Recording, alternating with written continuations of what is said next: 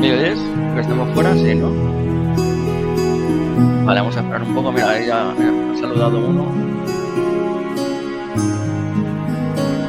Pero como esto empieza a las 9, vamos a dejar un poco de tiempo. ¿Cómo me oyes, no? Sí, te oigo, porque la música está muy alta. Yo me he puesto el Twitch en el móvil para tener más visitas. Así veo cómo va quedando. Y la Ernie me ha dicho que va a entrar también al Twitch, incluso a moderar también. Tengo ayuda porque como yo llevo poco en esto, mejor.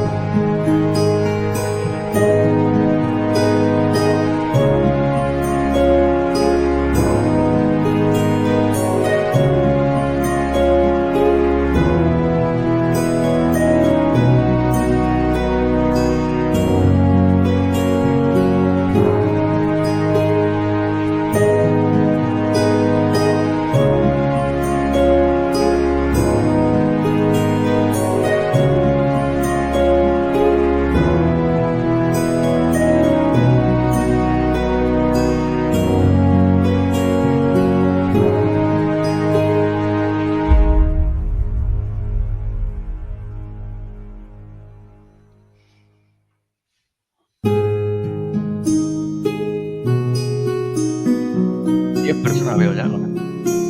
Que encima día es festivo día en Santiago, ¿no? Aquí en Madrid es fiesta, ¿eh?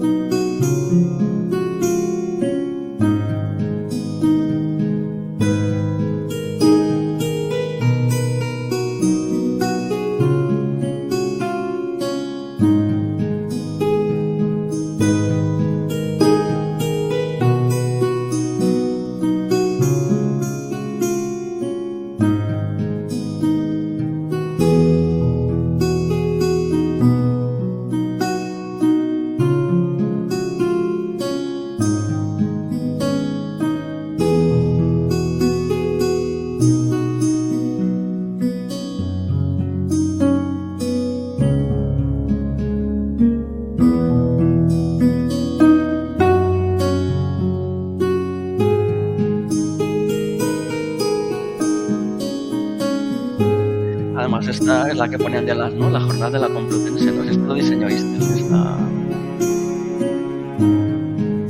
este diseño este vídeo así de... Y creo que por lo que en la jornada Complu tú estuviste, ¿no? La jornada que hicieron la... Pues... Este no. esto. Mira, Serundil también. Serundil.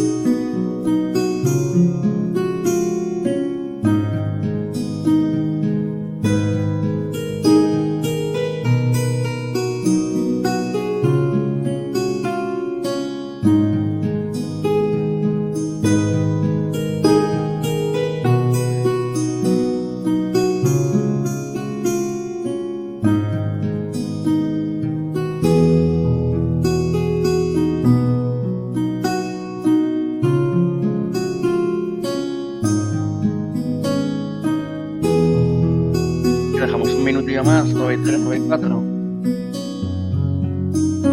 Ah, tú no estarás nerviosa, ¿no? Si eres profesora, ¿no? Al final.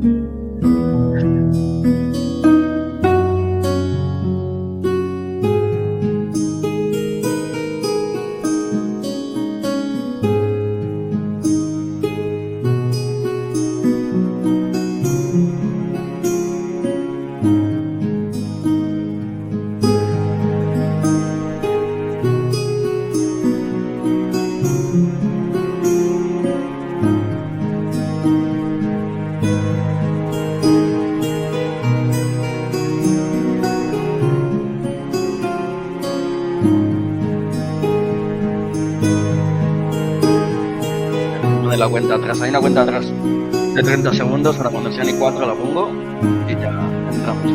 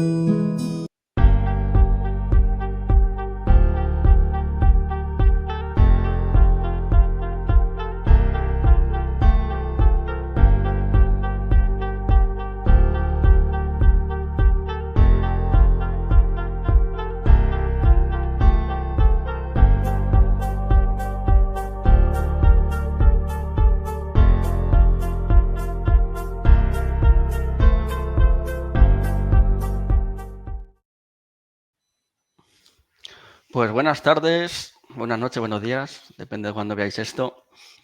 Estamos un mes más aquí en Bolsón Cerrado, que no paramos ni en verano. Y hoy en el mes de julio, Día de Santiago, pues tenemos aquí una invitada especial, que menos que, que una gallega. Está de festivo. Exacto. ¿Qué tal estás? Muy bien. Muy bien, bien, ¿no? ¿Preparada para Bien.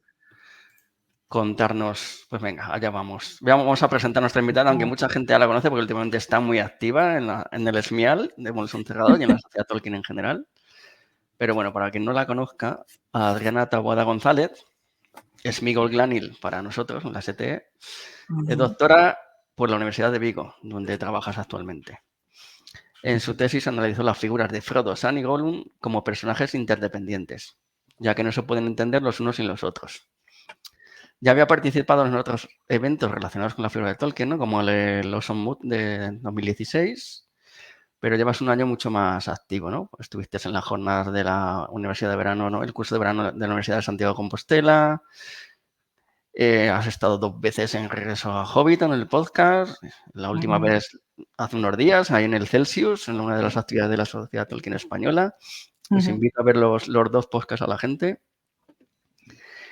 Y bueno, ¿y nos adelantas o lo dejamos para luego? Lo que estarás en la Estelcon ahí. Estaré en la Estelcon este año, sí.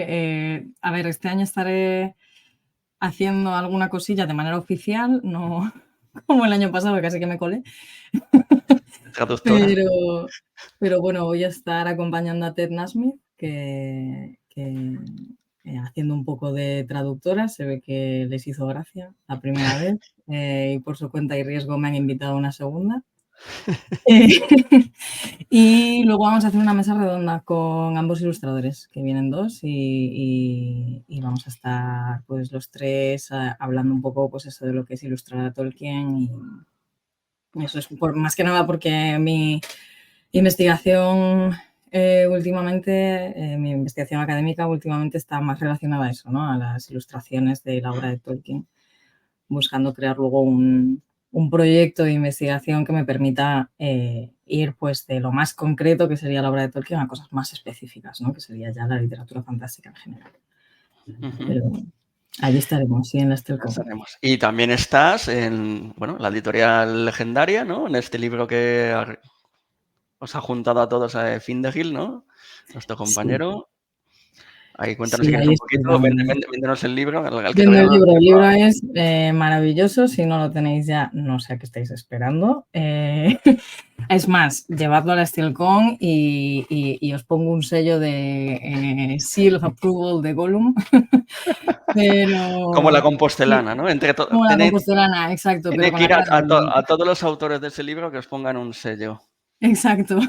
Bueno, recuérdanos el libro y la editorial es Legendaria, El pero libro, pues mira, vamos a hacer, si hacemos spam lo hacemos bien, ¿no? Aquí lo sí. tenemos. Un clásico de nuestros días. Yo no vengo a hablar de mi libro, vengo a hablar de mi capítulo, aunque en realidad no, pero aprovecho. Y nada, como sabéis, es una compilación de ensayos de algunas de las charlas que se dieron en el curso de verano hace un añito. Y tenemos capítulos de, bueno, que vienen de gente que viene de distintos contextos, ¿no? Gente que es más amateur, gente que es académica, ¿no? Los temidos scholars, gente que es un intermedio, gente que tiene mucha trayectoria ya en el mundo Tolkien, algunos que somos un poco más nuevos, pero que, oye, estamos abriéndonos paso. Y nada, desde la vida de Tolkien hasta un análisis concreto de los personajes de Frodo, Sam y Gollum, que escribió aquí una que se presenta. Y eso, tuvimos la presentación del libro hace unos días ya, a principios de mes en Santiago, que por supuesto, como cualquier cosa organizada por Findegil, estuvo maravillosamente bien hecha. Y ese es el libro, cómprenlo, Legendaria. Cómpralo. Perfecto, pues una vez ya hechas las introducciones, ya hemos hecho la venta, el merchandising. Pues Pero, vamos a, vamos a hablar de Alan Lee. Así que ya te dejo, estás en tu casa pues muchísimas y, gracias. y todo tuyo. Muchas gracias. Bueno, pues hola a todos. Me vais a permitir que le mande un saludo a mi fan number one, además de mi madre, que es Iciar Domínguez, que está conectada y no para de mandarme mensajillos, poniéndome un poco más nerviosa. Y a mis cucharillas, que veo a varias por ahí conectadas, y para mí es un honor. Muchas gracias por querer contar conmigo hoy aquí.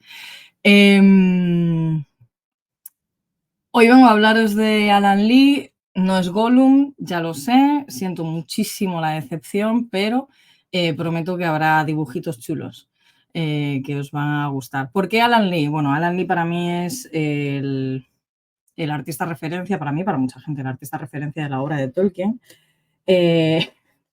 Em, ¿Por qué? Porque no se limita a adornar las obras, ¿no? Sino que lo que hace es, lo que yo digo que hace son traducciones visuales, es decir, él va más allá.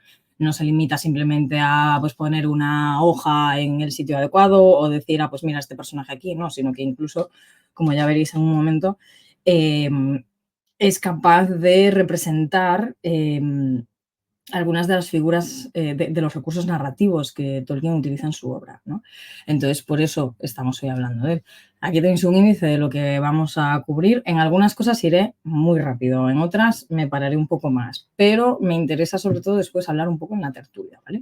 Así que anotad todo lo que queráis preguntar y yo intentaré contestar a todo, y si no, pues oye, nos ponemos a debatir. Cuando hablamos de ilustraciones, ¿no? En esta era, ¿no? En la que estamos, es la era de las pantallas por excelencia, ¿no? No es sino un eco de un pasado en el que las imágenes muchas veces eran el único modo de transmisión de conocimiento. Pensemos, por ejemplo, en las en las iglesias, ¿vale? Tú entras en una iglesia y lo primero que ves son imágenes de todo tipo que te llevan por la tradición católica, si estamos en una iglesia católica, ¿vale? Que te llevan por toda la tradición. Es decir, no hay textos, los textos vendrán después, pero lo primero son las imágenes. En la tradición oral, ¿cómo amenizábamos un texto? ¿Cómo hacíamos que una historia, bueno, hacíamos, yo no lo hacía, vaya, ¿cómo hacían que un texto fuese un poco más... bueno, que lo pudiésemos digerir un poco mejor, pues con gestos, con distintas entonaciones, haciendo muchas veces mímica de cómo hablarían los personajes. ¿Cómo se traduce eso a los textos escritos? Una vez que empezamos a tener pues, manuscritos y luego ya con la imprenta, pues ya empiezan a llegar al público general, pues a través de lo que llamaban iluminaciones. Las iluminaciones no son sino pequeñas ilustraciones que adornaban los textos, ¿vale? Estas iluminaciones muchas veces guardaban un significado detrás y tenían una importancia clave, ¿no? A la hora de analizar algunos textos. Tenían a veces guiños, tenían a veces, bueno, algunas que te encuentras son muy graciosas porque tienen a lo mejor algunas referencias sexuales en textos que quizás no te lo esperas. Pero bueno, el caso es que estaban ahí un poco para amenizar ese texto, el contenido del texto, ¿no? Para hacer que fuese que llegase mejor al lector, al público lector. Pero sí que es verdad que no siempre eran, no siempre buscaban, o sea, simplemente buscaban adornar, ¿vale? No siempre buscaban explicar más allá el texto. Eso se hace después con ilustraciones pues más detalladas. Entonces, Tolkien, evidentemente, con su, como sabéis todos, con su contexto como profesor en Oxford de inglés medieval y con su conocimiento de la literatura medieval, podemos decir que él sabía perfectamente lo que eran las iluminaciones, eso está por descontado, y además era muy consciente de su uso, de cómo se usaban y de cómo podían influir en la percepción que tenemos de los textos. Vale. Él mismo, a la hora de escribir algunas de sus obras, iba dibujando cosas, ¿no? A veces eran simplemente garabatos. En la exposición que hubo en Oxford, en París y Nueva York, llevaron muchos de los recortes de periódico, ¿no? Que estaban totalmente garabateados por él y que son casi que obras de arte por sí mismos. Era algo que él encajaba en sus textos, ¿vale? Estos dibujos, a veces eran garabatos, a veces eran dibujos más trabajados, ¿vale? De hecho, aquí tenéis 4 de las obras que tratan, que recogen, que compilan estos dibujos, ¿vale? Y que hablan de la faceta de Tolkien como ilustrador. Él no era un ilustrador por profesión, él era escritor, pero pues era un artista, ¿vale? Se le daba muy bien dibujar, se le daba muy bien representar estas obras, aunque tenía sus debilidades, ¿no? En algunas cosas. Todos estos libros de Hammond School y de McIlwain coinciden en hablar de la poca estima en la que Tolkien tenía sus dibujos, ¿vale? Tolkien siempre se criticaba mucho, decía que, bueno, él hacía garabatos, que no eran cosas importantes, que eran pues un poco dibujos sin más, que no eran muy relevantes, que no eran muy buenos. He añadido aquí las nuevas publicaciones, algunas ya tienen tiempo, de tanto El Señor de los Anillos, El Hobbit y El Silmarillion, ilustradas por el propio Tolkien. Lo cual ya nos hace ver que, a ver, eso de tenerte en baja estima, es decir, el primero empieza a dibujar, pues antes de que se publique El Hobbit, todos sus dibujos son amateur, ¿no? Son ilustraciones que él se queda para sí mismo, son esos garabatos, ¿vale? Pero cuando van a publicar El Hobbit, como ya sabéis, él dice, bueno, mira, por si acaso te cuelo aquí estas ilustraciones a ver si te molan. Y los editores dicen, oye, pues qué chulo, lo incluimos en la edición americana. Y él entonces, vamos a ver, mi pregunta es, si tú te tienes en tan baja estima, ¿en serio le mandas a los editores tus dibujos? Yo no sé si lo haría, pero bueno, él lo hace y gracias a eso también se conoce esta faceta, ¿no? De ilustrador. Pero lo siguiente que es curioso es cómo habla él de las ilustraciones. ¿Cuál es? O sea, sabemos por un lado que conoce lo que son las iluminaciones en los manuscritos medievales.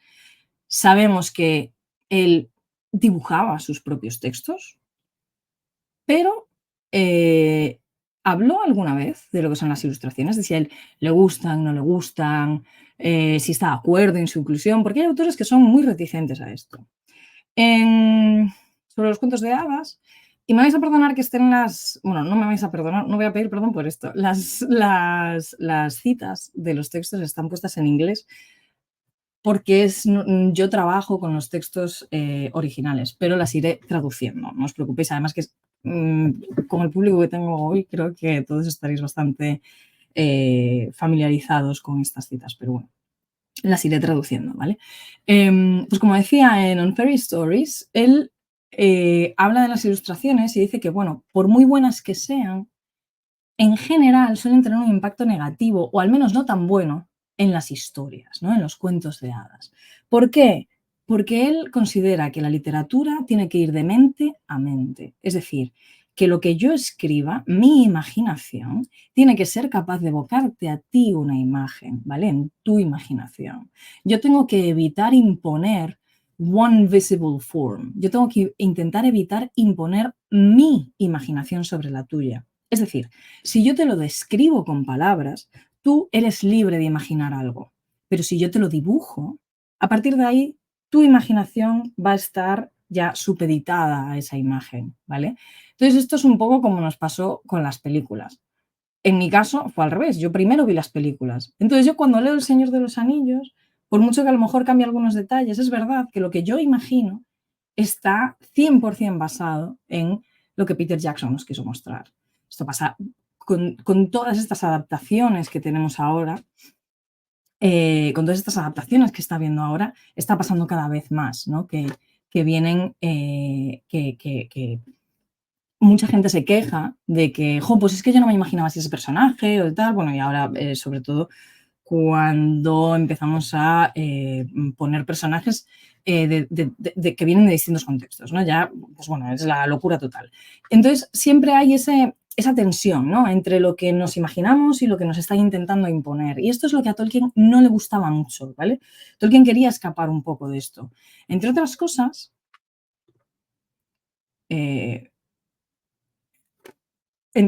por el problema Disney, que ya hablaremos ahora. Pero ¿cuál es la solución entonces? O sea, ¿qué puedo hacer si estoy... si tú me dices que no quieres que dibuje, porque es que voy a imponer mi propia versión, ¿no?, sobre el lector, pero tú mismo estás dibujando, ¿qué solución tenemos? ¿Qué propone él como solución? Bueno, pues no dibujemos ni personajes ni escenas con detalles, ¿no? Y tan pichis, ahí nos quedamos tan tranquilos. Es una solución que a primera vista parece fácil, pero luego ya veremos que no lo es, sobre todo cuando tu obra se basa en describir las cosas con mucho detalle. Por cierto, ¿de dónde venía este odio y esta reticencia a dibujar, ¿no?, a incluir estas ilustraciones? De su miedo y de su odio a Disney, ¿vale? Que esto, si queréis, lo hablamos en la tertulia, pero básicamente él vetó a Disney porque dijo que no querían que hiciesen caricaturas de su obra, ¿vale? Pero bueno, él hace sus intentos, ¿vale? Que muchos los conocéis ya. Entonces, aquí tenemos un ejemplo de cómo dibuja él un paisaje, en este caso Rivendell, que, como veis, simplemente lo deja al fondo, ¿vale? Otro, pues arquitectura de la Tierra Media. Aquí tenemos Barad-dûr, la fortaleza de Sauron, que, por cierto, ahora Lego hizo su propia versión. Aquí tenemos un personaje, ¿vale? Ya empezamos a no estar muy de acuerdo con esos requisitos, ¿no? De no dibujes personajes, no dibujes tal, pero sí que es verdad que aquí Bilbo aparece chiquitín, un poco en segundo plano, o sea, aunque es el protagonista, sí que es verdad que todo el resto de elementos de la composición se llevan mucho más protagonismo, ¿no?, en la obra.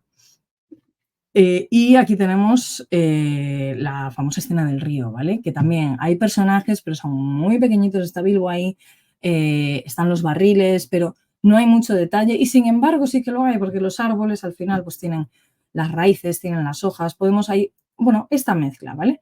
Pero ¿a qué viene todo el rollo? ¿A qué viene todo esto de decir, jo, pues es que a mí no se me da tan bien dibujar, tal? Bueno, para Harmony School está claro, es una maravillosa excusa para poder disimular las dificultades que tenía a la hora de dibujar según qué cosas, porque, de nuevo, él no era ilustrador de profesión. se le daría muy bien, dedicaría su tiempo a ello, pero realmente no era su profesión, ¿no? Entonces esto, pues como que era un sidekick. Entonces aquí, este es un ejemplo, ¿no? De esos dibujos un poco más pobres, que en este caso es el bosque de Lothlórien en primavera, que como veis, pues bueno, está bien. Yo, por ejemplo, no sería capaz de hacer un dibujo así probablemente, pero para lo que es el estándar, ¿no? Aquí vemos el otro en contraste, pues sí que es verdad que hay una bajada de calidad, ¿no? Por así decirlo. Entonces, eso con lo que os comentaba antes de el odio total a todo lo que fuese Disney. ¿Por qué? Porque caricaturizaban, como decía, las historias, ¿no?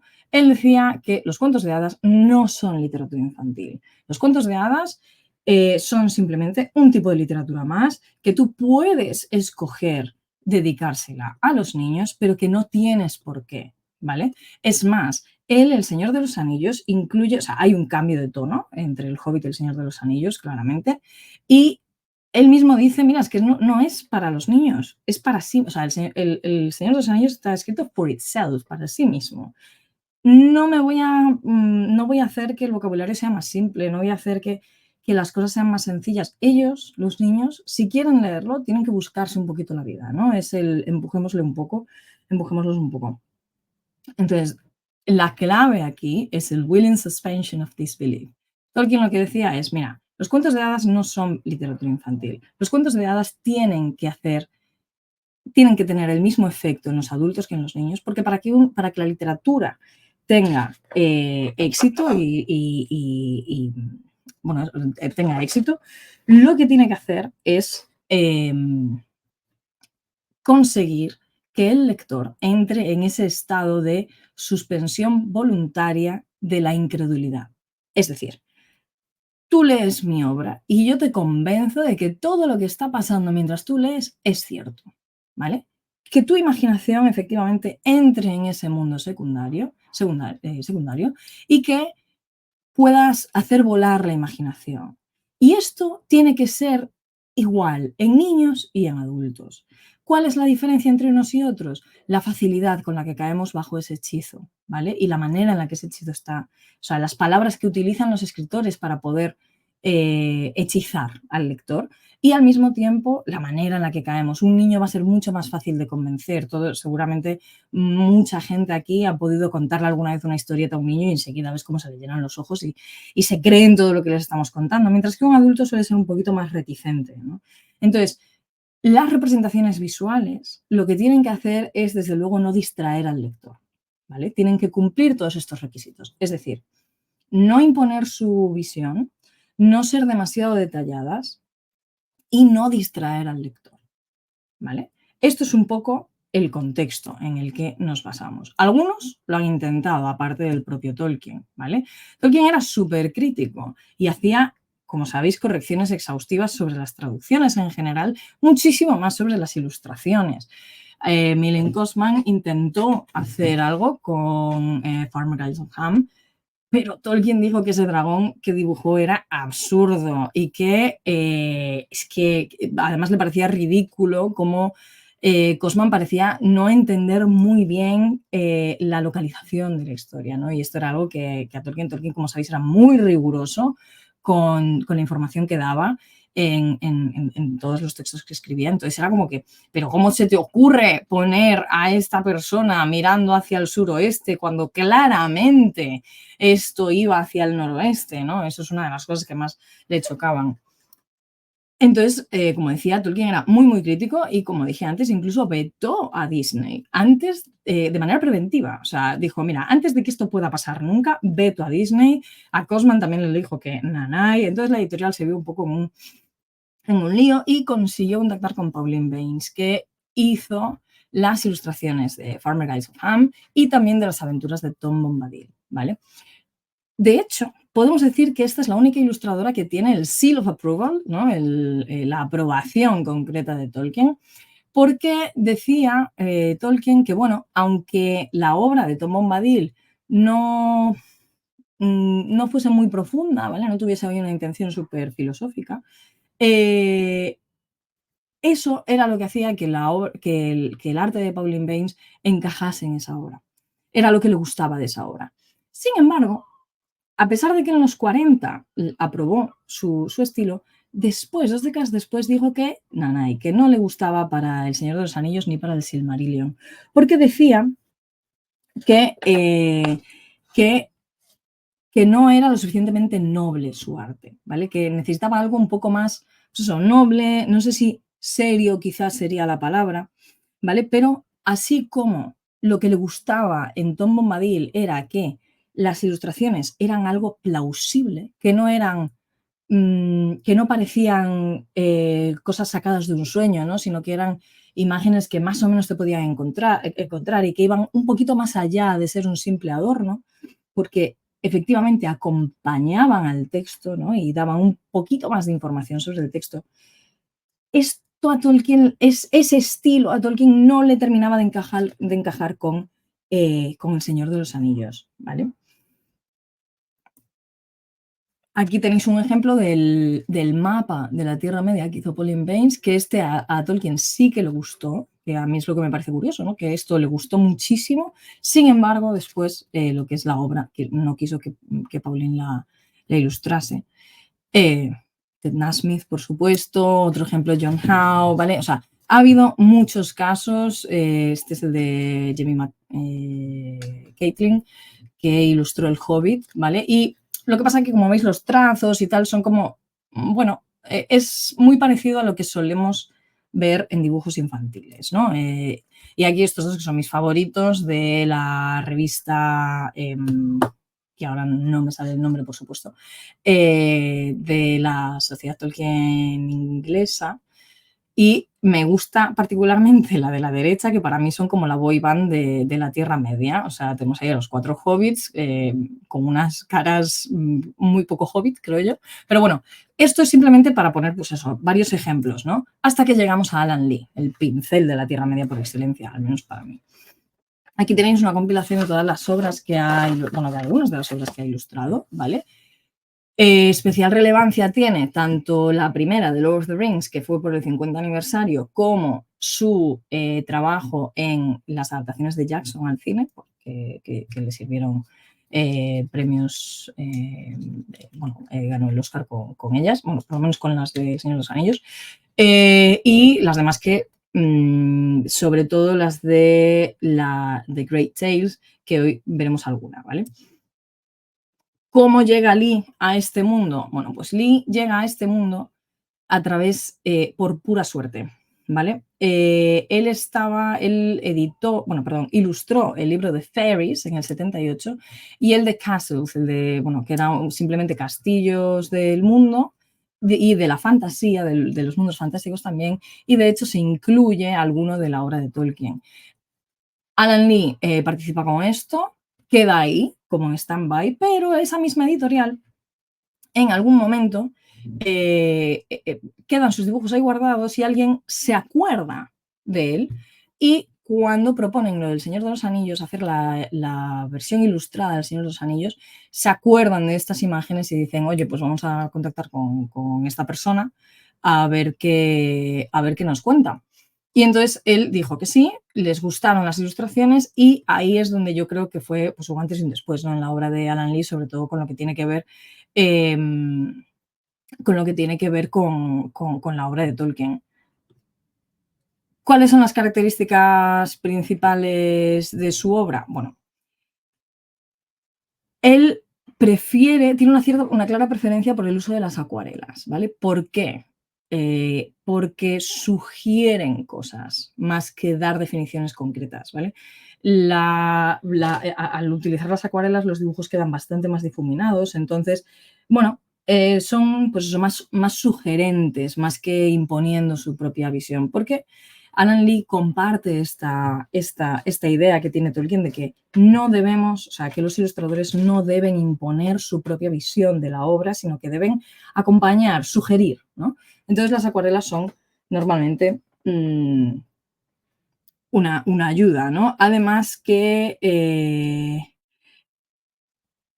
comparado con Pauline Baynes, por ejemplo, sí que predominan los colores más pálidos, tirando siempre a tonalidades grises, y siempre que puede, aunque esto no siempre es posible, pero siempre que puede evita hacer retratos, ¿vale?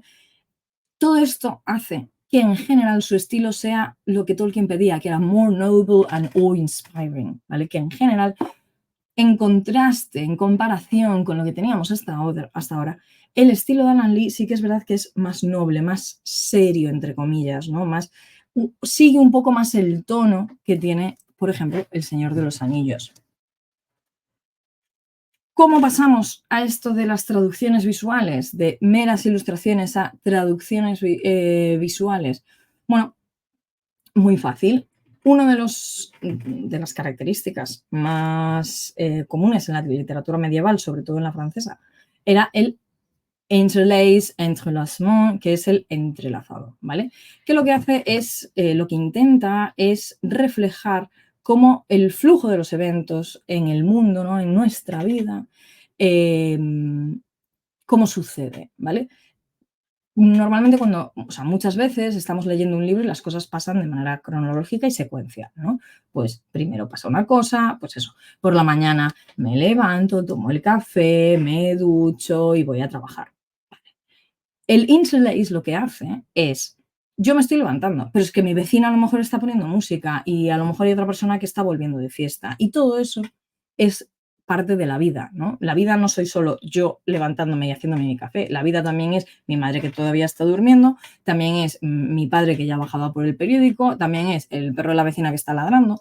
Todo eso es lo que este recurso narrativo intenta reflejar, que las acciones, que hay muchas acciones que pasan a la vez. Y esto es lo que pasa en El Señor de los Anillos, ¿no? Como podéis ver, Tolkien, de manera textual, lo que hace es, tenemos una división que es The Fellowship of the Ring, libro 1, libro 2, Dos Torres, libro 3, libro 4, y en el libro 3 y en el libro 4 ya tenemos una distinción, ya se dividen, ¿no? Tenemos Aragorn, Gimli, Legolas, Merry, Pippin por un lado, Frodo, Sam y Gollum por el otro. Pero es que como sabéis, aunque son libros distintos, digamos que cuando llegamos al libro 4 tenemos que volver atrás en el tiempo, ¿vale? Y es la manera que tiene Tolkien de guiarnos un poco por ese entrelazado, es decir, estas cosas pasan a la vez, pero para no liarte, vamos a hacer esto primero y esto después, pero tú vas a volver atrás en el tiempo, ¿no? Y luego lo retomo otra vez en el libro 5, volvemos a Aragorn, Gimli, etc.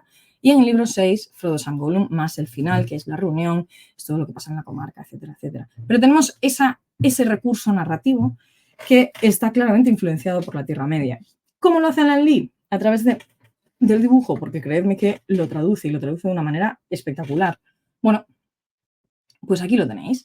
Esta es, supongo que la conocéis, esta es una ilustración que acompaña el Señor de los Anillos en un solo volumen, que como veis viene doblada, ¿no? Y se abre casi que parece un tríptico. De hecho, no sé si podéis percibir que hay unas marcas, esas marcas es porque esta hoja está escaneada y esas marcas es simplemente dónde está doblado. Y sin embargo, esa doblez que tiene ayuda a ver las tres partes en las que se divide realmente esta ilustración. Esta ilustración nos cuenta tres cosas a la vez. Por un lado, como podéis ver, tenemos la criatura alada, ¿verdad? Que es, digamos, la que nos va a guiar en esta narrativa, ¿ok? Si prestamos mucha atención, podemos ver ahí a un viejo conocido que es Gollum, ¿vale? Está escalando, ¿ok? Sabemos que Gollum en general escala. Esto es algo que le gusta, pero ojo, porque tenemos ahí una puerta, una entrada a una puerta, una entrada a una cueva. Entonces, ¿dónde estará yendo Gollum? Pues muy probablemente hacia ella la araña, ¿ok? Está guiando a los hobbits de ella la araña, están subiendo hacia allí. Vale, figura central. Tenemos la mayor parte de lo que es la criatura alada y abajo unas ruinas que son Minas Morgul, ¿vale? Aquí tenemos como, por un lado, Gollum está subiendo a la cueva de la araña, por otro lado, en el medio, el Nazgûl está saliendo de Minas Morgul. ¿Hacia dónde? Y lo tenemos a la derecha, no sé si vosotros lo tenéis a la derecha o a la izquierda, pero bueno, a la derecha de la imagen, que sería Minas Tirith, ¿vale? Sabemos que esto es el momento en el que el rey brujo va a la batalla, que está a punto de tener lugar en Minas Tirith, y a la vez, temporalmente, lo que sucede es que Gollum está guiando a los hobbits a ella la araña. Esto en el libro no pasa, o sea, en la historia pasa al mismo tiempo, pero en el libro, sin embargo, no. En el libro está en distintos capítulos. El lector tiene que terminarse el libro, o por lo menos llegar a la última parte donde se explica, para ser capaz de conectar estos acontecimientos. No hay muchas veces en las que el narrador del Señor de los Anillos nos cuente qué está pasando con los otros personajes. Sí que hay algunas, pero no hay muchas. Entonces, Alan Lee lo que nos da es una panorámica, una perspectiva. Ha puesto todo en uno. Ha cogido este entrelazado y lo ha puesto en una sola imagen. Y nos guía, además, de izquierda a derecha, como si estuviésemos leyendo una frase, ¿vale? ¿Por qué lo sabemos? Primero, por dónde está el punto de fuga, que está a la derecha, y además por dónde está mirando la criatura alada, ¿vale? Nosotros mismos, naturalmente, vamos a llevar la vista de izquierda a derecha, siguiendo así los acontecimientos. Además, sabemos que los hobbits ven varias veces al rey brujo, a la criatura alada, y son conscientes de que está empezando, ¿no? De que se está yendo hacia la batalla. No saben hacia dónde, pero se lo pueden imaginar. Alan Lee aquí hace lo mismo. No te cuenta exactamente a dónde está yendo cada uno de ellos, no te está revelando el final, pero sí que te está introduciendo en la obra y te está diciendo, te está poniendo a la vez esas tres partes de la historia, ¿vale? Otra parte fundamental, otra característica fundamental de la obra de Alan Lee es la representación de la naturaleza. Y esto sabéis perfectamente que va de la mano con la representación de la naturaleza que hace Tolkien. Aquí tenéis, por ejemplo, cómo describe Tolkien al viejo hombre sauce, ¿vale? Habla de ramas que parecen árboles, que tienen manos que tienen como muchas manos con dedos muy largos, habla del aleteo, de sonidos como que crujen, de una voz que canta, ¿no? Y repite mucho la palabra willow, que eso en inglés es una aliteración, ¿vale? Porque lo que está haciendo, repitiendo ciertos sonidos, es acompañar al lector y hacer un poco que te duermas como se dormían los hobbits, ¿vale? Y además tiene numerosas frases descriptivas. A chant creating a soporific and slightly oppressive effect, ¿vale? Un efecto soporífero, ¿no? Digamos que la voz narradora nos está también guiando, ¿no? hacia ese sueño. ¿Cómo lo dibuja Tolkien? Yo creo que es un dibujo súper chulo, una ilustración además muy buena, porque sí que es verdad que tiene ese efecto, ¿no? de las manos, pero bueno, es un dibujo que claramente es un dibujo. Mientras que al lado tenemos el de Alan Lee, que es menos imaginativo y nos lleva más hacia un bosque. Esto es una escena que tú te podrías encontrar en un bosque, ¿no? Es un poco más realista, entre comillas. Y como veis, es incluso un poco... Tiene unos colores muy verdes, ¿no? Que te hace como, bueno, los colores, digamos, que son un poco de calma, pero también es verdad que hay algo, incluso podríamos decir un poco agresivo, ¿no? En este dibujo, en esta imagen, en esta representación de las ramas, ¿no? De cómo te va a oprimir, o sea, sabes que si entras ahí vas a acabar metido un poco como si fuese una cueva, ¿no? Por otro lado, el uso de los detalles y los colores. Vamos a ver aquí los trolls, los 3 trolls cuando se convierten en piedra. Por un lado tenemos la representación de Tolkien, que escoge hacerlo en blanco y negro, y sin embargo Alan Lee lo hace en color y vemos que por un lado escapa un poco de esto de los retratos, estamos viendo caras, nos está imponiendo un poco su vista de los trolls, pero también es verdad que yo creo que lo más relevante en esta ilustración es el uso de la luz y el uso que hace también de la mirada, ¿no? de los 3 trolls. Uno que ya se está convirtiendo en piedra y los otros 2 que están alucinando diciendo, ostras, esto nos va a pasar a nosotros, cuidado, ¿vale? Entonces, vemos un poco el contraste. Sin embargo, y Lee, por ejemplo, sí que utiliza una cosa muy similar, que es de dónde viene la luz, ¿vale? Y que está la posición de los 3, ¿no? A modo semicírculo, y nosotros los estamos viendo a los 3. La luz viene de detrás de uno de ellos, ¿vale? Uno de ellos se da cuenta. Entonces, vemos que sí que hay una inspiración también en dónde está la hoguera. Bueno, hay una cierta similitud, ¿vale? Entre ambas imágenes. Pero bueno, de nuevo, Tolkien no se dedicaba a esto y además son estilos muy distintos, ¿no? Por supuesto. No estoy diciendo que uno sea mejor y el otro peor. Simplemente que, bueno, Alan Lee creo que aquí es capaz de traducir un poquito mejor ese tono, ¿no? de la narración. Y aquí tenemos, por supuesto, la muerte de Túrin. que aquí hay un par de cosas que creo que están muy chulas. Lo primero es que esta es la primera ilustración que vamos a ver de las Great Tales, que fijaos en que no hay un marco, ¿vale? Ahora mismo eso parece irrelevante, pero tendrá relevancia después. Y este es el momento en el que Turing se tira encima de Gurzan, ¿vale? De la espada y muere. Vale. ¿Recordáis por qué muere? ¿Recordáis por qué se tira encima de la espada, no? Y la pista que nos da, bueno, aquí tenemos la imagen, que por cierto, también podemos ver a Glaurung muerto al fondo, ¿vale? Esa cola que está por ahí.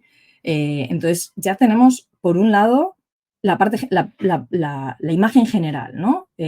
Vemos un río, el río que además viene bravo. Vemos las ramas, que son muy puntiagudas, son árboles que están destrozados, es de nuevo una naturaleza muy agresiva, como la propia imagen. Estamos viendo al final una persona que se está quitando la vida, ¿vale? Tenemos además a un dragón muerto al fondo, tenemos a Turing muerto y tenemos aquí la imagen que es la causa de el mal de Turing, ¿vale?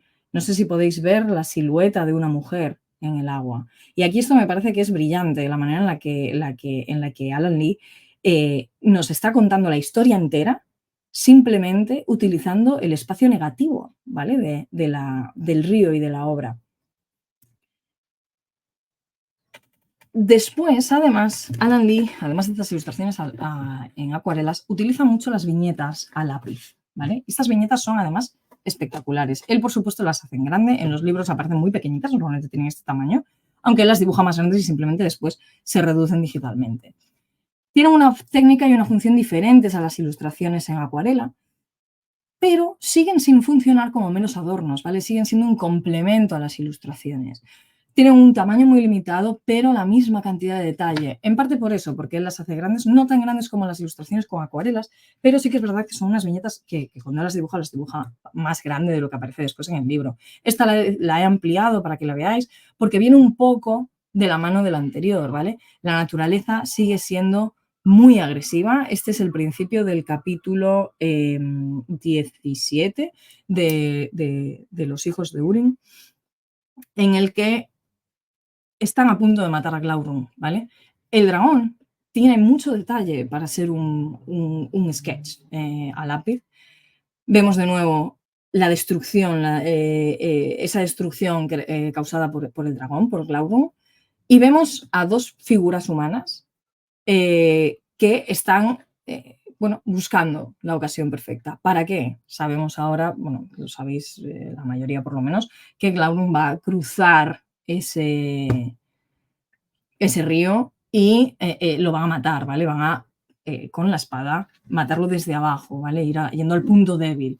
Pero ya nos está avanzando esta imagen, si bien es muy pequeña, tiene un montón de tensión, ya está traduciendo esa tensión, ¿vale? Que Tolkien describe en palabras y Lee pasa al papel, ¿no? En este caso el blanco y negro. Y como os decía, hablamos de marcos y los inicios de capítulo, que tienen otra función diferente, ¿vale? La técnica es similar a la de los sketches a lápiz, pero la función es un poco distinta, que es básicamente decirle es el érase una vez, ¿vale? Los marcos, digamos que son elementos decorativos. En principio no buscan traducir nada, ¿vale? No buscan darnos más detalles y, sin embargo, sí que consiguen meternos en ese otro mundo, ¿vale? Este que tenéis aquí es el comienzo de uno de los capítulos de la edición limitada que sacó la Folio Society de las ediciones ilustradas del Señor de los Anillos, ¿vale? Todos los capítulos vienen con estos pequeños marcos que cada uno, como podéis ver en el siguiente, es distinto, ¿vale? Tiene motivos ligeramente distintos. En el primero es A Long Expected, es el primer capítulo del Señor de los Anillos, entonces lo que vemos ahí es Bolsón cerrado, y en el siguiente, que es el capítulo 1 del libro 2, es cuando llegan a Rivendell y lo que vemos ahí es Rivendell, ¿vale? Entonces, lo que está haciendo esto es un poco ponernos el setting, decirnos dónde estamos en la obra, ¿vale?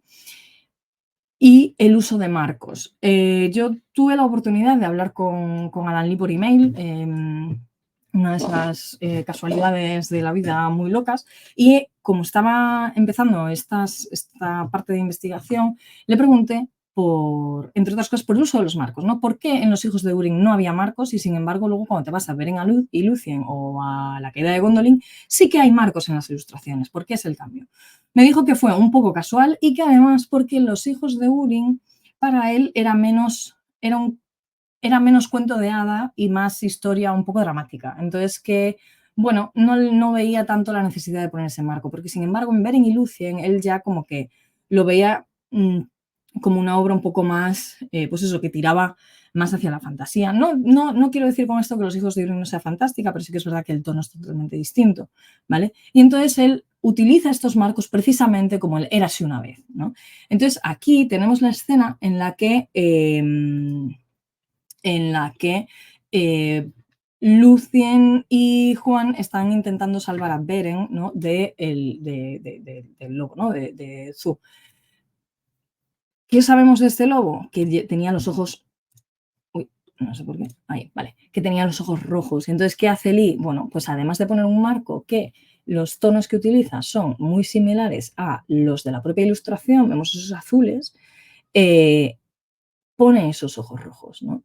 Y recordaros además esta parte de no dibuja, o sea, dibuja la gran escena, no vayas a los detalles. Y entonces, ¿qué hace aquí? La escena está ahí, en ese zoom. Sin embargo, cuando vemos la ilustración tenemos que buscar un poquito más para encontrar esa escena, ¿vale? Tenemos un paisaje y la acción principal la deja un poco en segundo plano, entre comillas, ¿vale? La persona que está viendo esta imagen tiene que hacer un poquito de esfuerzo por reconocerla. Y eso a mí me parece que es una manera fantástica de traducir la obra de Tolkien. Pero, ¿consigue Lee no imponer su visión al público? Bueno, como decía, hace esta representación más general, es decir, él evita imponer, por ejemplo, cómo serían las caras, aunque a veces no puede evitarlo porque normalmente la editorial pues le suele decir, mira, pues vas a hacer ilustraciones en tal y tal página, y entonces pues según lo que cuadra a veces pues bueno, pues a lo mejor tiene que hacer un retrato de alguien, pero en general lo que hace son cosas mucho más generales y que la acción principal esté en ese segundo plano, y esta fórmula es la más común en estas Great Tales. Sí que es verdad que en El Hobbit, por ejemplo, sí que dibuja a muchos personajes. Y aquí nos movemos a la siguiente ilustración, el cualón de Ciudad de Vacaciones. Vemos esta imagen y de un primer vistazo, pues bueno, oye, hay unos pajaricos, qué guay, el mar y tal. Ya sé que estáis todos probablemente riéndoos diciendo ni de broma, porque sabemos lo que está pasando en esta imagen, ¿no? Aquí tenemos, yo lo que hago es invitar al lector a que vea esta escena pues de arriba abajo, ¿no? Que es lo que está haciendo Lee al final. Arriba ya tenemos una primera idea de lo que puede ser esto, que es un desastre. Las nubes esas negras no auguran nada bueno. Y los cisnes que están yendo hacia abajo, ¿no? En espiral. Vale. Si seguimos, eso, nos vamos acercando un poquito más y ya vemos que, bueno, el mar no está tan en calma, ¿vale? Este mar está un poco embravecido, algo está pasando, vemos unos barcos y, como bien sabéis, esto no es más que una matanza, ¿vale? Aquí lo que estamos viendo es como, la matanza de la hostelería, ¿no? Como lo que acaba de pasar aquí es una traición, han matado a todo un pueblo y se están yendo, ¿vale? Y esto Alan Lee lo que hace de nuevo es eso, llevarnos de una parte más general, es decir, tú ves esta ilustración y tienes que ir buscando un poquito más lo que ha pasado, ¿vale? No te lo cuenta de primera. Sería a lo mejor más fácil ponernos en la perspectiva de alguien que está en el propio puerto. Pero Alan Lee decide irse más arriba, ¿no? Invitar al lector a que haga ese ejercicio de buscar qué está pasando. Algo similar pasa aquí, ¿no? Cuando está también en la caída de Gondolin, y aquí vemos pues, a un soldado montando guardia y algo está pasando, pero de nuevo, ¿dónde está la escena? Ahí al fondo, ¿no? Sigue siendo bastante céntrico, digamos, donde está su posición en la imagen es bastante céntrica, está muy centrada, pero está pequeñita, al fondo, ¿no? Y de nuevo, tenemos que prestar un poquito más de atención para ver qué es lo que está pasando. Y aquí, bueno, no sé si os lo voy a dejar a vosotros, no os voy a desvelar qué es lo que está pasando, supongo que ya lo sabéis, pero ahí es donde está la chicha, ¿no? Ahí 2 personas con un niño están teniendo una conversación que es clave, ¿vale? Y de nuevo, lo bonito de esto es que tú ves esta imagen de primeras y te parece muy bonita, puedes imaginarte lo que está pasando. Pero cuando tú lees la obra de Tolkien es cuando descubres, ¿no? La relevancia de esta imagen en su obra. Entonces, conclusiones de esta charla, y vamos terminando ya. Las ilustraciones de Alan Lee trajeron una percepción un poco más profunda de lo que es la naturaleza propia de algunas escenas y de los eventos que cubren los Elder Days, ¿no? Y esto son palabras de Christopher Tolkien, o sea, que también hay que decir que no fue hasta el 18 que Christopher dijo algo sobre las ilustraciones de Alan Lee, que ya le vale, también te digo, porque bien que tardó. El éxito de Alan Lee, para mí, por lo menos, reside en ese equilibrio entre su representación del pasado, se me coló la vena Gollum por ahí, y el Legendarium de Tolkien. Es decir, las imágenes tienen sentido. Tú ves las imágenes de Alan Lee y podrían pertenecer perfectamente a otras historias medievales, igual que muchas de las cosas narradas en El Señor de los Anillos. Por eso estamos creando junto la fantasía medieval, junto con la manera en la que ilustramos esa fantasía medieval, está creando una especie de neomedievalismo, ¿vale? Literario, que influye directamente en la percepción que tenemos los lectores, ¿no? El público lector, sobre cómo se veía la Edad Media. Muchas veces malamente, o sea, esa influencia muchas veces es negativa, porque de repente tienes gente que se piensa que había dragones, ¿no? Pero sí que es verdad que estamos reconstruyendo ciertas cosas. El medievalismo es una corriente que no ha muerto, ¿vale? Sino que nos da, precisamente porque no la hemos vivido, nos da mucho para la imaginación y el hecho de que es una época que también da mucho pie a que la literatura fantástica se base en ella por toda la especulación, ¿no? Entonces, al final, si tú vas a ilustrar literatura fantástica que tiene un corte medieval, tienes que poder conocer ambas cosas, ¿no? Y desde luego Alan Lee ha trabajado también con publicaciones de textos literarios medievales que ha ilustrado, ¿no? Y además yo creo que su arte también ofrece un apoyo aún mayor a ese willing suspension of disbelief, ¿no? A esa suspensión voluntaria de la incredulidad, porque no nos termina de contar él las historias, sino que nos ofrece una sugerencia de lo que puede estar pasando. Y creo que no me equivoco al decir que probablemente Tolkien aprobase su obra. Bueno, su hijo lo hizo. Y simplemente como postdata, un pequeño extra, el otro día en la charla que dio nuestra querida Golberry en el Celsius, puso un ejemplo de un dibujo de Alan Lee del yelmo dragón de Turing, ¿no? Y decía que, bueno, que tenía una iguana en la cabeza, que es verdad, o sea, esa imagen es terrible, pero voy a lanzar una lanza, valga la redundancia, en favor de Alan Lee y decir que creo que se ha resarcido. Esta es la portada del libro The Wonder and Other Old English Poems, que es simplemente una recopilación de las elegías de la literatura medieval inglesa que Alan Lee ilustra, ¿vale? Es una edición limitada de la Folio Society que está súper agotada, pero algunas bibliotecas la tienen, se puede acceder a las imágenes. Yo simplemente he traído la portada por el yelmo, ¿vale? El yelmo, como veis, tiene una clara referencia a Saturn Who. Tenemos el dragón, tenemos las cejas, tenemos la barba y luego tenemos también estas pequeñas estas imágenes, ¿no? en la parte de arriba del yelmo que nos adelantan lo que va a pasar, ¿no? De nuevo, esos pequeños spoilers, ¿no? Esos adelantos, esos trailers, ¿no? Digamos que Alan Lee en esta portada lo que hace es contarnos ya lo que va a pasar y además, bueno, podría estar hablando más de media hora más sobre esta portada solo, pero no lo voy a hacer. Pero esto lo quería mostrar un poco para decir que, oye, que es verdad que le puso una iguana al yelmo dragón, pero que luego lo hizo bien, ¿eh? Con Satomu. Y nada, pues por aquí tenéis la bibliografía por si alguien está interesado en consultarla. Y muchísimas gracias por haberme prestado atención. Ahora supongo que tendremos la parte de ya un pequeño debate. No sé si nos da tiempo. Al final he hablado muchísimo, pero bueno. Ha sido impresionante, ¿eh?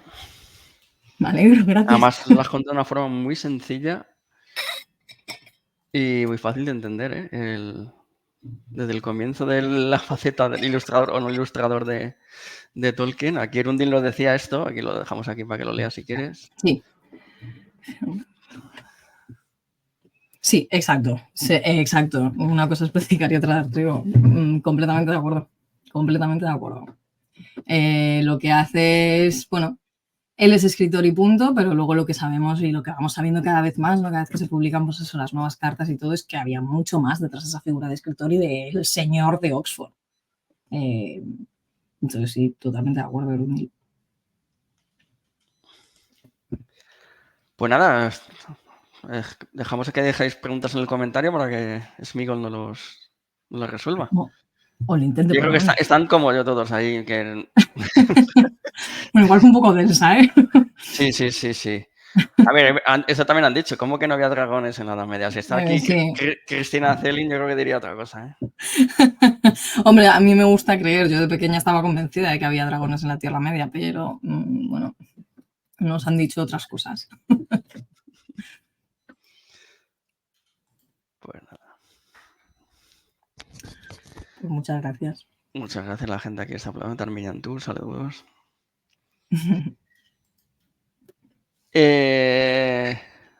Pues nada, no sé, damos un minutillo más y si no... Gracias a ti y a Wilson Terrado por la... Muchas gracias por la acogida, por la bienvenida. Está muy bien. Y ahora, bueno, nos emplazas a la Estelcon, ¿no? Os emplazo a la Estelcon, sí, donde hablaré de, pues, bueno, hablaré con, no de, con Ted Nasmith y con la otra ilustradora que ahora mismo se me ha ido el nombre totalmente. Lo tenemos por ahí, ¿no? Alguien, espérate, ahora estoy quedando fatal, claro.